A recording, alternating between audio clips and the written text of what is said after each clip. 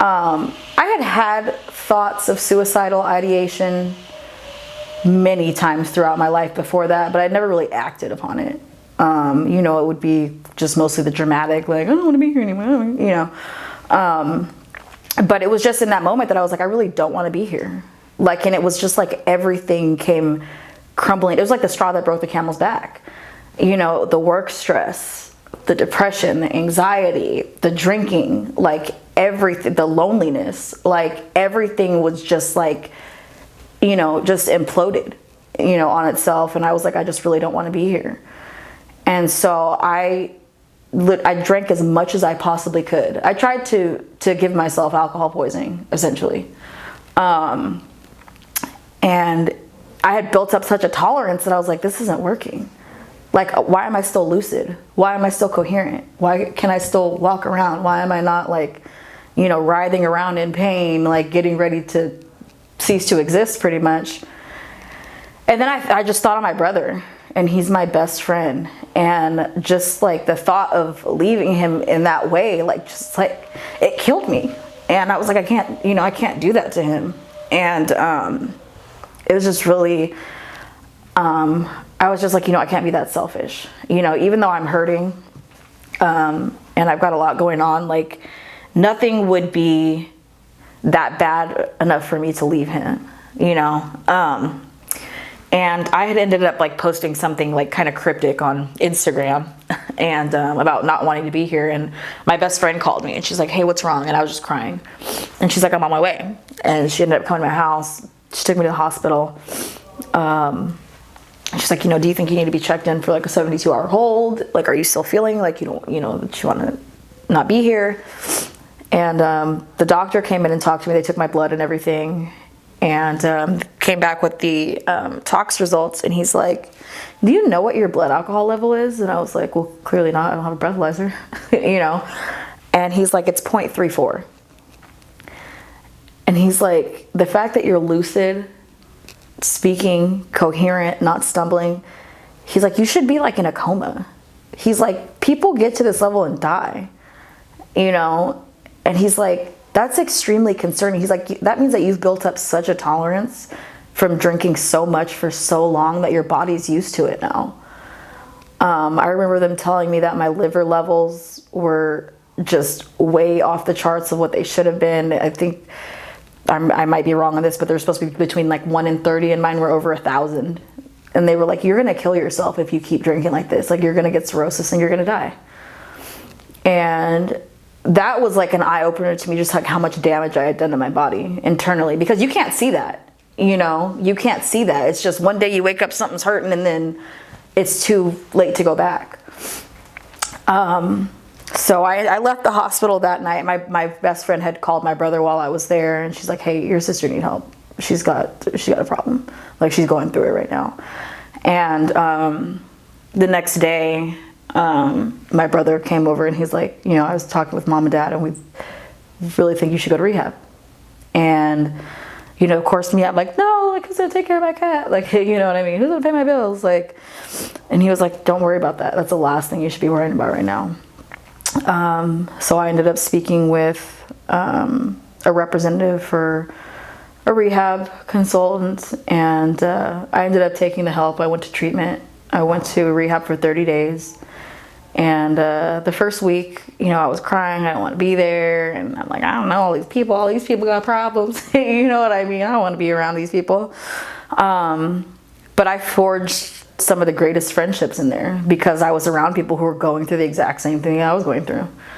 And I got put on medication. I got put on antidepressants, anxiety medication, and those things worked wonders. I should have been on that a long time ago. I should have been on that. But I was always like, I don't want to be comatose. I don't want to be a zombie. I don't want to not feel like myself. But, modern medicine has come so far that, like, I feel better than myself now. You know what I mean? And I just see life for what a joy and what a gift it is. And I'm glad that I'm still here. And there's a lot of people as well that are glad that I'm still here. And I've been sober for 6 months now. I've been sober for 207 days. So it's insane how quickly that time has flown by. Like, I feel like it was just yesterday when all of that stuff happened. It's just insane how fast it's gone by.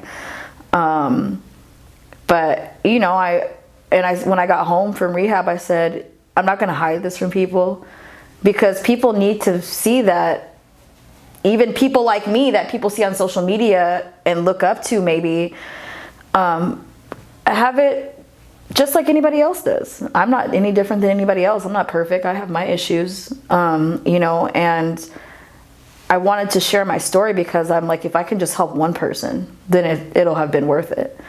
You know, I went live on Instagram and just completely opened up, told my story, and people were like, oh my God, I had no idea. You know, and I had people reach out to me and say, after listening to you talk, I want to go to rehab. You know, I had a friend of mine who we used to party all the time together and just get insanely drunk. And she ended up going to rehab for 60 days. You know, and she's sober now. So just that in and of itself was worth the pain that I went through, was worth the strife that I went through, because if I can help other people acknowledge the pain that they're going through enough to want to change it and to change the course of their life and put themselves on a better path, then all of that is worth it. You know, if I didn't go through that, then I would either still be on the same path of drinking, using drugs and all that, or I wouldn't be here. You know, and I have my family to thank. I have my best friend to thank for stepping in and saying, hey, you need help, you know. So it's just insane the amount of great things that came out of such a low point in my life. You know, I'm sober. I'm opening my own business. I'm moving like to my dream city, my dream apartment. And it's like, I could have never accomplished any of these things had I not sought the help and had I not hit rock bottom, to be honest. Because at the time I was happy. I wouldn't say happy, but I was content with the way that my life was. You know, I'm like, oh, I'm making good money. I have a roof over my head. I live in a nice apartment. I got friends, you know. But now my quality of life is so much better and I'm happy. I'm not just existing. I'm happy now, you know. So while it was a tough journey, like a really tough journey, to me, it was worth it in the end, having gone through that. So I'm grateful that I'm still here today. I'm grateful to be a part of this foundation and to have been invited, you know, by you to do this. And I just really hope that I can help other people that are struggling and let people know that it's okay to reach out and it's okay to hurt. It's okay to be depressed. It's okay to have anxiety. And I know especially in the Black community, it's always so just frowned upon to be like, I'm depressed. Because your parents like, you don't know what depression is. You ain't depressed. Y'all give you something to be depressed about. You know what I mean? It's like I'm sure that all of us have grown up hearing that same rhetoric of ain't nothing wrong with you. You fine. You know what I mean? And it's just mental health is just not talked about enough, especially in the Black community. And if we can shed more of a light on that, I think that would be absolutely amazing. I think it would be great. I mean, mental health already in general is just not given enough time in the spotlight. There's so many people struggling out there that don't have resources, don't know how to get resources, don't know exactly what's wrong with them. You know, feel like they can't reach out to anybody because they think that it makes you weaker if you have these issues. But there's so many people out here with mental health issues that need to be addressed, and they're being essentially covered up instead. You know, so I think that this foundation and bringing light to things like this is a great thing, you know, to put in place so that people are able to seek the help that they need, you know, and to reach out to people who've been there and who've been through it, you know, who are going through that struggle, to have someone to go through that alongside.